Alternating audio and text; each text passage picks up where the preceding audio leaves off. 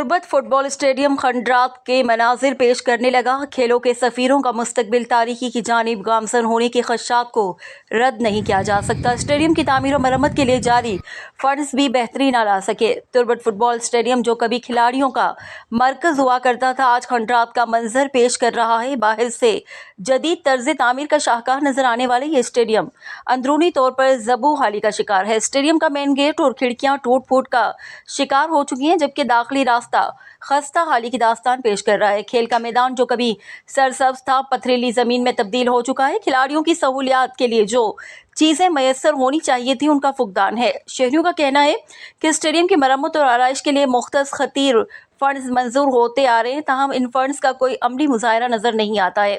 कागजों में तरक्याती स्कीमें मुकम्मल दिखाई देती हैं, मगर ज़मीनी हक़ाइक़ उसके बरक्स हैं। मकामी नौजवानों ने इस सूरत हाल पर शदीद मायूसी का इजहार किया है। खेलों के फ़रोग़ की दावेदार हुकूमती पॉलिसी इस स्टेडियम की सूरत हाल से बेनकाब हो चुकी है। अवामी हल्के मुतालबा कर रहे हैं कि इस मामले की शफ़ाफ तहकीकात की जाए। स्टेडियम की बहाली के लिए फ़ौरी अमली इक़दामात की ज़रूरत है। अगर बर वक्त तवज्जो ना दी गई तो ये अहम खेलों का मरकज़ मुकम्मल तौर पर तबाह हो जाएगा।